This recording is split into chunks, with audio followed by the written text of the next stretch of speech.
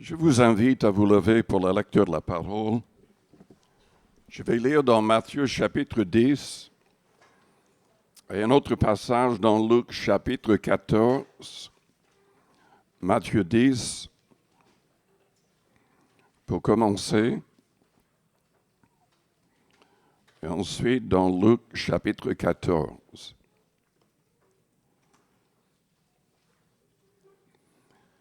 Dans Matthieu 10, commençons au verset 37.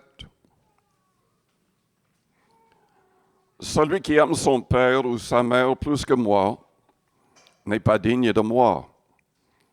Et celui qui aime son fils ou sa fille plus que moi n'est pas digne de moi. Celui qui ne prend pas sa croix et ne me suit pas n'est pas digne de moi. Celui qui conservera sa vie la perdra, et celui qui perdra sa vie à cause de moi la retrouvera. Ensuite, dans Luc chapitre 14, au verset 28, « Car lequel de vous, s'il veut bâtir une tour, ne s'assied d'abord pour calculer la dépense et voir s'il a de quoi la terminer, de peur qu'après avoir posé les fondements, il ne puisse l'achever et que tous ceux qui le verront ne se mettent à le railler, en disant, cet homme a commencé à bâtir, il n'a pu achever. Ou quel roi, s'il va faire la guerre à un autre roi, ne s'assied d'abord pour examiner s'il peut, avec 10 000 hommes, marcher à la rencontre de celui qui vient l'attaquer avec 20 000. S'il ne le peut, tandis que cet autre roi est encore loin, il lui envoie une ambassade pour demander la paix. Ainsi donc, quiconque d'entre vous ne renonce pas à tout ce qu'il possède ne peut être mon disciple. Prions le Seigneur avant d'aller plus loin. Père Céleste, nous te louons, nous te bénissons ce matin pour ta parole. Que cette parole soit au fond de nos cœurs. Que toute personne ici comprenne cette parole et l'accepte. Seigneur, nous voulons renoncer à nous-mêmes. Nous voulons vivre pour toi. Nous voulons accomplir ta volonté. Aide-nous à faire toute ta volonté. Seigneur, s'il y a des personnes dans la salle ce matin qui ne sont pas encore tes disciples, sauve ces personnes, éclaire ces personnes, transforme-les. Au nom de Jésus-Christ. Amen. Vous pouvez vous asseoir.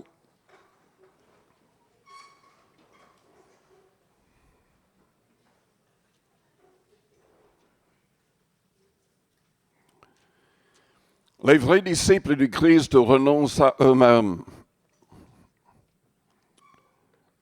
Ils essaient de vivre selon les paroles de Paul, qui dans 2 Corinthiens au chapitre 5 a dit que nous ne devons plus vivre pour nous-mêmes,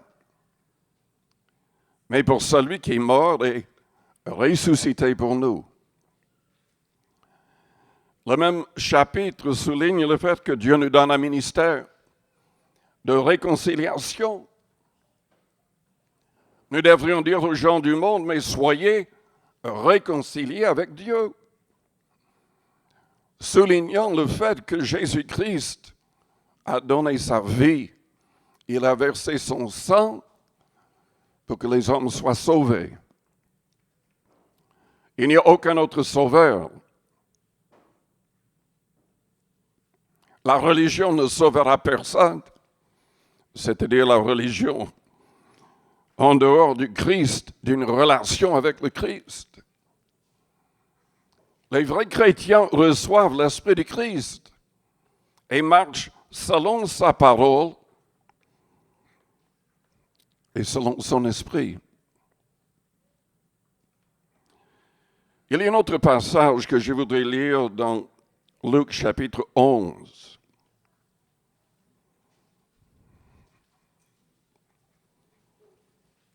Les vrais chrétiens, les vrais disciples du Christ offrent au Christ leur voix, leur corps, comme un sacrifice vivant et saint. Ils offrent au Seigneur leur temps. Ils placent toujours le Seigneur avant tout. Avant la famille, avant leur propre vie. Ils prennent leur croix chaque jour pour le suivre. Et c'est l'image, c'est l'idée que, en fait, nous renonçons pleinement à nous-mêmes. Nous ne devrions plus avoir des ambitions personnelles. Notre ambition devrait venir du Christ.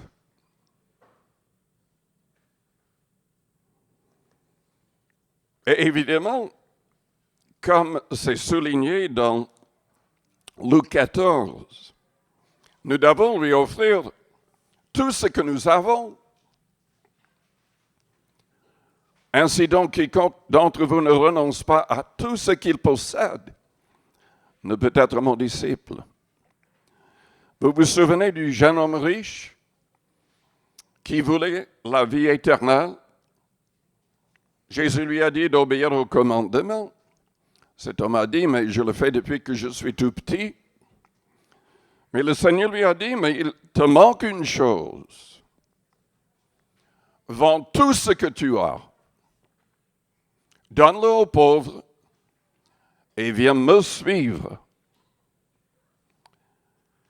Il ne l'a pas fait et il est passé à côté de la vie éternelle. Dans Luc chapitre 11, au verset 37,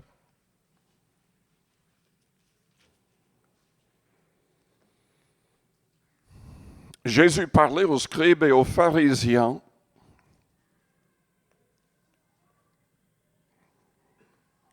il les a censurés en quelque sorte. Parce qu'ils accomplissaient certaines choses de la loi de Moïse, mais non pas avec leur cœur. Et ils se limitaient, oubliant des choses qui étaient encore plus importantes. Je lis donc à partir du verset 37.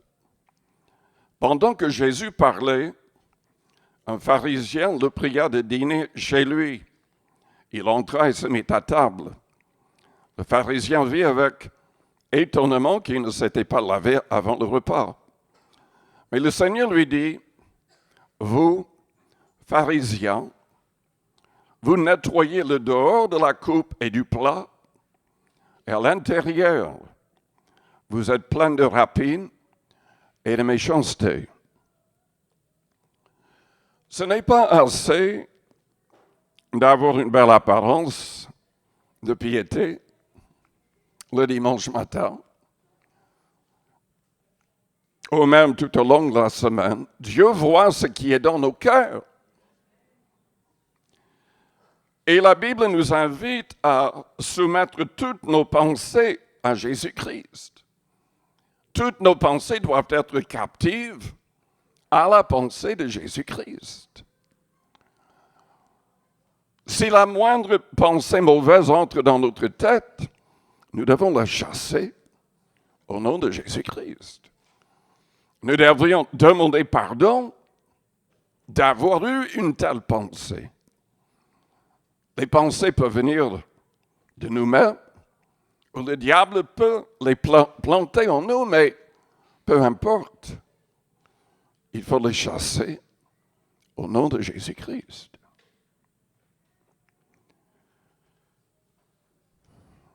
Le Seigneur a continué en disant, insensé, celui qui a fait le dehors n'a-t-il pas fait aussi le dedans? Donnez plutôt en aumône ce qui est dedans, et voici, toutes choses vous seront pures pour vous. Mais malheur à vous, pharisiens, parce que vous payez la dîme de la menthe, de la rue et de toutes les herbes, et que vous négligez la justice et l'amour de Dieu, c'est là ce qu'il fallait pratiquer sans omettre les autres choses. Jésus souligne plusieurs réalités ici. Tout d'abord, il leur dit, mais donner la dîme, c'est bien, il faut donner la dîme. Mais il y a autre chose. Il est la justice et l'amour de Dieu. Et là, au verset 41, il mentionne le mot aumône.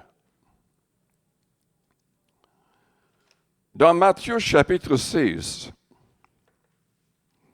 le Seigneur a dit, gardez-vous de pratiquer votre justice devant les hommes, pour en être vu. Autrement, vous n'aurez point de récompense auprès de votre Père qui est dans les cieux. Lors donc que tu fais l'aumône, ne sonne pas de la trompette devant toi, comme font les hypocrites dans les synagogues et dans les rues, afin d'être glorifiés par les hommes. Je vous le dis en vérité, ils reçoivent leur récompense. Mais quand tu fais l'aumône, que ta main gauche ne sache pas ce que fait la droite, afin que ton aumône se fasse en secret. Et ton Père, qui voit dans le secret, te le rendra. Les pharisiens donnaient la dîme. Mais sous la loi de Moïse, et vous n'avez qu'à lire Malachie chapitre 3, vous savez, souvent, plein de personnes parlent de la dîme, c'est le fait de donner 10% de ce que nous gagnons et le donner au Seigneur. Si on gagne 1 000 euros, on donne 100 euros. Si on gagne 4 000 euros, on donne 400 euros au Seigneur. C'est la dîme.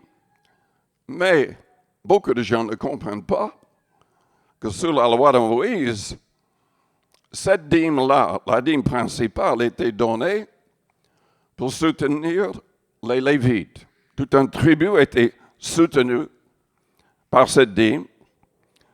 Sinon, ils n'avaient rien à manger.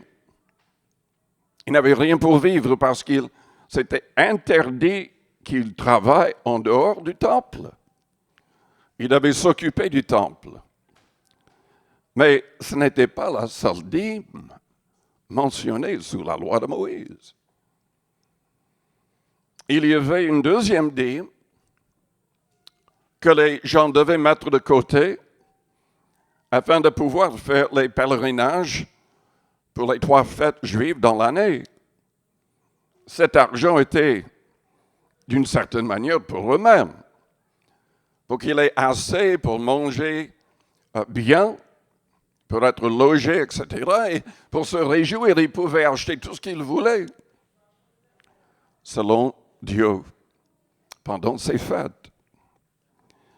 Mais il y avait une autre dîme, troisième dîme, qui était donnée tous les 3 ans. Et c'était pour les pauvres. Une partie était donnée aussi aux sacrificateurs, aux veuves, aux orphelins. C'est étrange. Jésus mentionne une seule dîme quand il parlait aux pharisiens.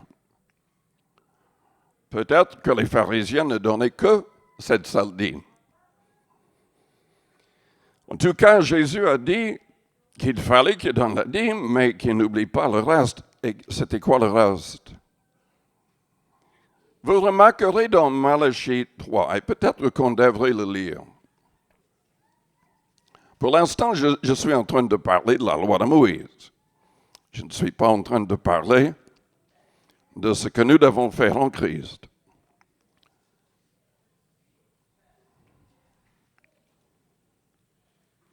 nous ne sommes pas sous la loi de Moïse, parce que si on était sous la loi de Moïse, on serait obligé aussi de donner ces différents dîmes. En Christ, nous ne faisons plus les pèlerinages pour les fêtes juives, par exemple.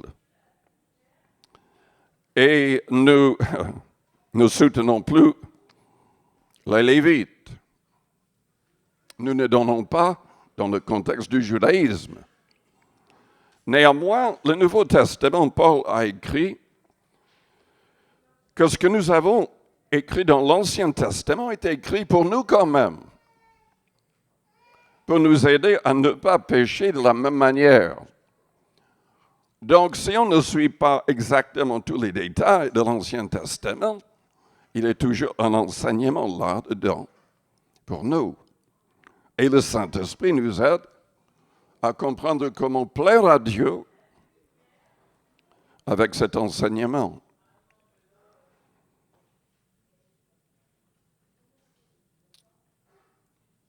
C'est le verset 8.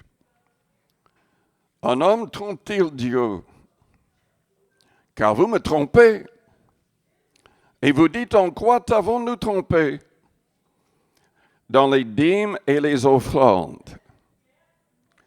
Dieu ne disait pas dans la dîme, mais dans les dîmes que je viens de mentionner. Dans les dîmes et les offrandes. Quel était le problème avec les pharisiens? Ils donnaient la dîme, mais apparemment, ils ne donnaient pas d'aumône. Ils n'aidaient pas les pauvres. Ils ne donnaient pas des offrandes volontaires pour aider les pauvres. Vous savez, dans le Nouveau Testament, la Bible dit que nous devons donner avec joie, sans le sentiment de contrainte. Beaucoup de gens utilisent le passage pour dire, mais ça voudrait dire qu'on ne parle pas plus de la dîme. Mais j'ai une nouvelle pour vous. Même si vous ne parlez pas de la dîme, Dieu a dit, vous êtes frappés parce que vous ne donnez pas des offrandes. Et sous la loi de Moïse, il n'y avait point d'offrande si les gens n'avaient pas déjà donné les dîmes. Apporter à la maison du trésor toutes les dîmes. Comprenez qu'ils devaient donner 10% de tout ce qu'ils avaient. Dans le jardin, des troupeaux, etc., etc. Et s'ils ne voulaient pas donner certaines choses, ils pouvaient donner un argent, mais ils devaient ajouter un cinquième. Même le premier-né était pour le Seigneur. Évidemment, on ne pouvait pas donner une dîme du premier-né, donc ils devaient donner l'équivalent en argent. Il y avait toutes sortes de lois, toutes sortes de prescriptions dans la loi de Moïse. Nous ne sommes pas sous tout cela. Ça n'empêche que Dieu veut que nous donnions de manière généreuse pour soutenir ceux qui annoncent l'Évangile, pour l'avancement des églises locales et aussi pour aider les veuves et les orphelins, les gens qui sont véritablement dans le besoin. Jacques, chapitre 1er, au verset 26, le souligne. C'est la religion qui plaît à Dieu, que nous aidons ainsi les gens dans le besoin. Et la parole nous ordonne de travailler, de prospérer, afin de pouvoir aider ceux qui sont dans le besoin.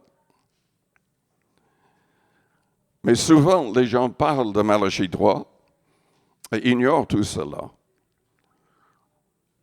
En quoi t'avons-nous trompé? Et Dieu dit, dans les dîmes et les offrandes. Et il explique que si nous voulons être bénis, enfin, il nous invite à le mettre à l'épreuve. Dieu peut nous bénir. Je vous ai parlé une autre fois du frère Le Tourneau. Il est auprès du Seigneur maintenant, mais c'est un frère qui était dans une église de l'autre côté de la ville de Détroit. Je me suis converti dans une église dans la ville de Détroit. Il était dans le même mouvement, les Assemblées de Dieu. Et le Seigneur a placé sur son cœur la pensée de le mettre à l'épreuve. Non pas avec une seule dîme, mais il a commencé à donner 20%, ensuite 30, 40, 50, 60, 70, 80%, 90%, 95%. Le Seigneur l'a aidé tellement dans ses affaires qu'il pouvait vivre avec une petite portion de ce qu'il gagnait. Il donnait tout le reste pour soutenir les églises, les évangélistes, les missionnaires dans le monde. Il a donné des millions. Et je peux vous dire que si moi je suis là, c'est parce que j'ai été soutenu par des personnes fidèles qui donnent beaucoup plus que la dîme.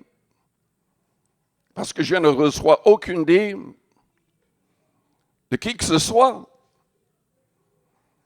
C'est par les offrandes volontaires que je suis là et qu'il y a des milliers de missionnaires des États-Unis soutenus de la même manière.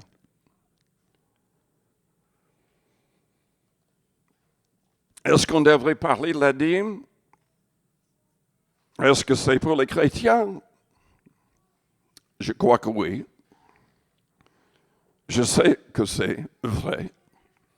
Parce que Hébreux chapitre 7 au verset 8 dit que celui dont il est attesté et vivant au ciel reçoit la dîme. Et il s'agit de Jésus-Christ. C'est la seule personne au ciel dont les apôtres attestaient être vivant grâce à sa résurrection. Donc, il reçoit la dîme. Et il nous dit dans Corinthiens chapitre 9, au verset 13 et 14, enfin c'est Paul qui l'indique, citant le Christ, que ceux qui sont vraiment appelés au ministère doivent être aidés de la même manière que le peuple d'Israël aidait les Lévites qui s'occupaient du temple. Mais donner la dîme n'est pas sa volonté si on se limite à la dîme. Surtout si on est prospère. Avec ce jeune homme riche, le Seigneur a dit, mais vends tout ce que tu as. Donne-le et viens me suivre. Et ce n'est pas la seule fois qu'il a dit une telle chose. Dans Luc, chapitre 12, il serait peut-être bien que je lis à partir du verset 15. Même le verset 13. Luc 12 au verset 13. Quelqu'un dit à Jésus du milieu de la foule, « Maître, dis à mon frère de partager avec moi notre héritage. » Jésus lui répondit, « Ô homme, qui m'a établi pour être votre juge ou pour faire vos partages? » Puis il leur dit, « Gardez-vous avec soin de toute avarice, car la vie d'un homme ne dépend pas de ses biens, fût-il dans l'abondance. » Et il leur dit cette parabole, les terres d'un homme riche avaient beaucoup rapporté. Et il raisonnait en lui-même, disant, que ferai-je? Car je n'ai pas de place pour serrer ma récolte. Voici, dit-il, ce que je ferai. J'abattrai mes greniers, j'en bâtirai de plus grands, j'amasserai toute ma récolte et tous mes biens. Et je dirai à mon âme, tu as beaucoup de biens en réserve pour plusieurs années. Repose-toi, mange, bois et réjouis-toi. Mais Dieu lui dit, insensé, cette nuit même ton âme te sera redemandée. Et ce que tu as préparé, pour qui cela sera-t-il? Il en est ainsi de celui qui amasse des trésors pour lui-même et qui n'est pas riche pour Dieu. Un peu plus loin, dans le même chapitre, le Seigneur parle à ses disciples disant que Dieu peut prendre soin d'eux miraculeusement. Il leur dit de ne pas chercher les richesses du monde pour eux-mêmes. Il dit au verset 30, car toutes ces choses, ce sont les païens du monde qui les recherchent. Votre Père sait que vous en avez besoin. Il est vrai, n'oubliez pas qu'il est en train de parler aux personnes qui devaient prêcher l'Évangile, qui devaient vivre uniquement de l'Évangile. Cette parole n'est pas adressée à tout le monde. Vous savez, quand nous lisons la Bible, il faut vraiment comprendre le contexte. Néanmoins, ce qui est dit ici, la première partie, est pour tout le monde. Cherchez plutôt le royaume de Dieu, et toutes ces choses vous seront données par-dessus. Ne craignez point, petit troupeau, car votre Père a trouvé bon de vous donner le royaume. Vendez ce que vous possédez et donnez-le en aumône. Faites-vous des bourses qui ne s'usent point, un trésor inépuisable dans les cieux, où le voleur n'approche point et où la teigne ne détruit point, car là où est votre trésor, là aussi sera votre cœur. Il parlait à ceux qu'il allait envoyer prêcher l'Évangile. Il les mettait vraiment à l'épreuve, comme avec le jeune homme riche. Et vous vous souvenez que Matthieu, Pierre, Jean, d'autres, ils ont laissé leurs affaires, leur travail. Ils ont tout abandonné pour suivre le Christ. Évidemment, je le répète, c'est pour ça que le Christ a appelé au ministère. Tout le monde n'est pas appelé à faire la même chose. Mais ça, il peut vous demander de faire la même chose. Dans Éphésiens chapitre 4, verset 28, Paul a dit que celui qui dérobait ne dérobe plus,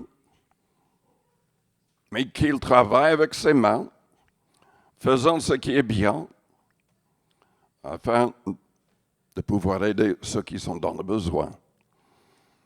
Donc là, il parlait aux gens qui n'étaient pas envoyés comme les disciples du Christ à annoncer l'Évangile. On doit faire une différence dans les passages. Dans Luc chapitre 21,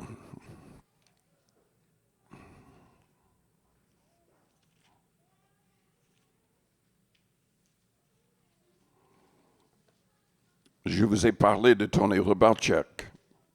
Il a prêché chez nous une ou deux fois. C'est un missionnaire qui travaille en Russie. Il était incroyablement riche. Quand il s'est donné au Seigneur, le Seigneur lui a dit, mais maintenant, tu dois tout donner, tu dois tout abandonner. Il voyageait dans son propre avion, partout dans le monde, pour ses affaires. Et tout d'un coup, il n'avait plus rien. Le Seigneur peut nous appeler ainsi. Et il faut obéir. Il faut obéir. Mais dans Luc, chapitre 21,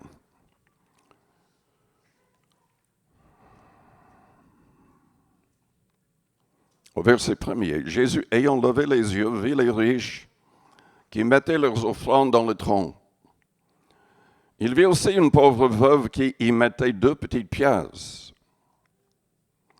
Et il dit, je vous le dis en vérité, cette pauvre veuve a mis plus que tous les autres, car c'est de leur superflu que tous ceux-là ont mis des offrandes dans le tronc. Mais elle a mis de son nécessaire tout ce qu'elle avait pour vivre. Pourquoi est-ce que le Seigneur a parlé ainsi? Moi, je vous encourage à fuir les gens qui parlent continuellement contre la dîme, ils traitent les prédicateurs d'escrocs s'ils parlent d'argent. Jésus a parlé énormément de l'argent. Énormément. Et il a dit dans Luc 6 aussi, donnez et on vous donnera. Dieu aide ceux qui ne sont pas attachés à l'argent. Et souvent, on doit vraiment tout donner.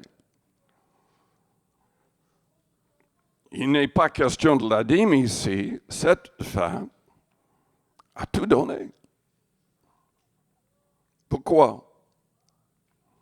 Peut-être c'est parce qu'elle avait la foi, croyant que Dieu pouvait l'aider miraculeusement. On ne sait pas. Ou peut-être que c'était vraiment pour remercier Dieu pour une bénédiction dans sa vie. On ne sait pas. Mais l'enseignement de ce passage est dirigé vers les riches et vers les pauvres. Tous peuvent donner et glorifier le Seigneur. Mais un riche qui donne uniquement de son superflu n'est pas en train de plaire au Seigneur. Quelqu'un qui est très riche et qui ne donne que la dîme n'est pas en train de plaire au Seigneur. Les pharisiens n'étaient pas en train de plaire au Seigneur en donnant uniquement la dîme. Ils oubliaient la justice. Vous savez, dans Matthieu 6, il ne s'agit pas uniquement des aumônes, mais de prière en secret, de jeûner en secret. On doit tout faire. Si nous voulons une grande récompense de la part de Dieu, nous devrions faire les choses le plus souvent en secret. Et tout cela est appelé justice. Mais les pharisiens oubliaient cette justice. Et aussi l'amour de Dieu, il n'aidait pas les pauvres.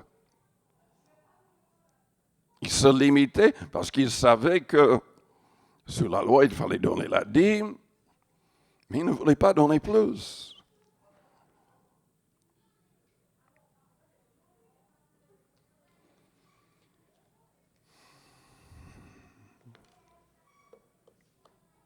Je vais m'arrêter là. Je vous invite à fermer vos yeux, à courber vos fronts.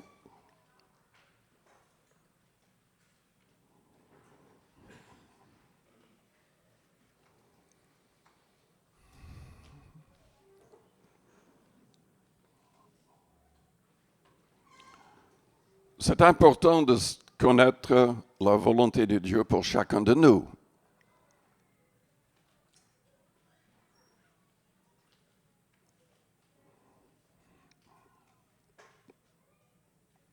Combien c'est important d'être sensible à la voix de l'Esprit du Christ, de lui obéir en toutes choses.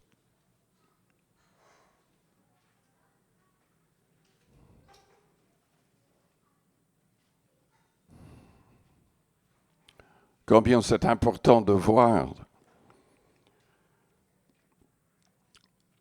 les besoins autour de nous.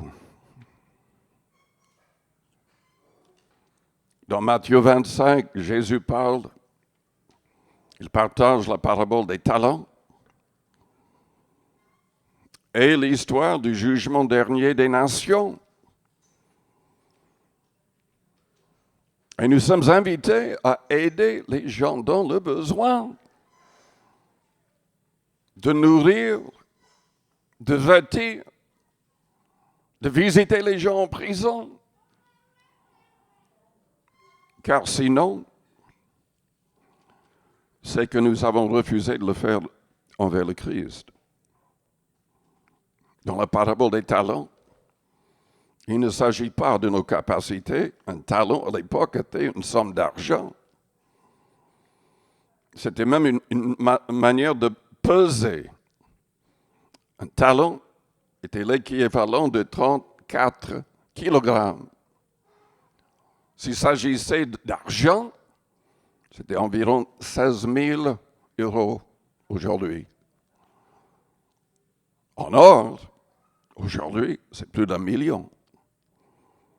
Il a donné 5 talents. Il a béni un homme avec 5 talents, un autre avec 2, un autre, troisième avec un seul talent. Selon leur capacité, ils devaient faire valoir cet argent pour le mettre.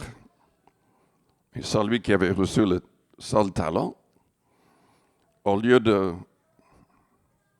d'être sage, au lieu même de le mettre à la banque pour toucher des intérêts,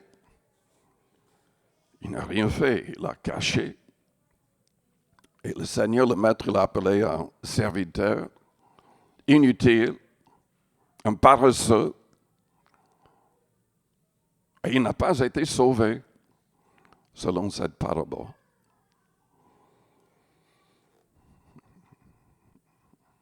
L'argent fait partie de notre marche avec le Seigneur. Tout lui appartient. Nos vies lui appartiennent.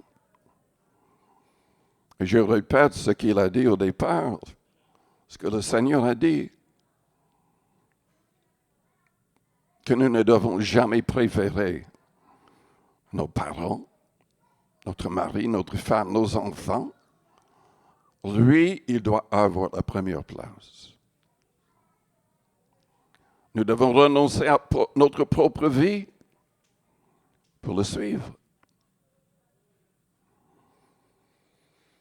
Ça ne veut pas dire qu'on oublie la famille ou les autres. La Bible dit que celui qui ne prend pas soin de la famille est pire qu'un infidèle. Mais le Seigneur doit avoir la première place. Est-ce que Jésus-Christ a la première place dans votre vie? Est-ce que vous êtes un vrai disciple du Christ?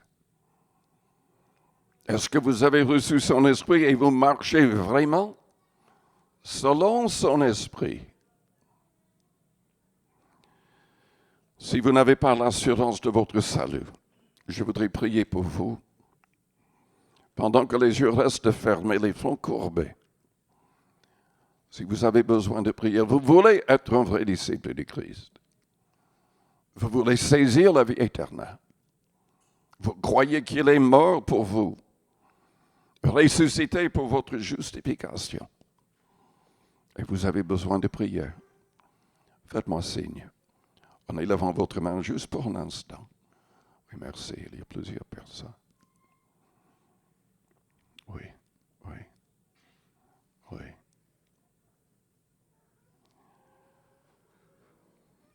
Je vous invite à répéter une prière après moi, que toute l'Église répète cette prière. Père Céleste, je crois en toi. Tu n'as pas épargné ton propre Fils. Tu l'as livré pour nous tous. Seigneur Jésus, tu t'es donné volontairement. Tu étais sans péché. Tu as été jugé à ma place pour mes péchés. Et ton sang efface tout péché. Père, tu as ressuscité ton Fils le 3e jour. C'était pour ma justification. Tu as accepté le sacrifice de ton Fils pour moi. Je le crois et je le confesse. Seigneur, tu es monté en gloire afin que le Saint-Esprit nous soit envoyé. Éloigne de moi tout esprit mauvais et impur. Pardonne-moi tout péché. Que je puisse vivre selon tes commandements. Remplis-moi de ton Esprit Saint. Je renonce au monde avec sa convoitise et son orgueil. Je ne veux plus vivre pour moi-même, mais je veux accomplir ta volonté pour ma vie. Je veux que tu aies la première place.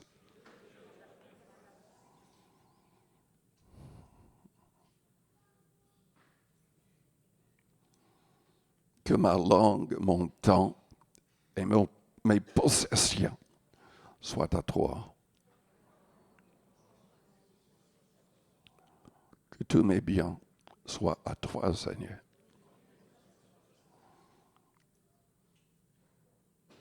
Que tout mon cœur soit contrôlé par ton esprit. Que ma langue soit utilisée pour gagner des âmes. Fais de moi une personne de prière qui persévère dans ta parole. Remplis-moi du Saint-Esprit.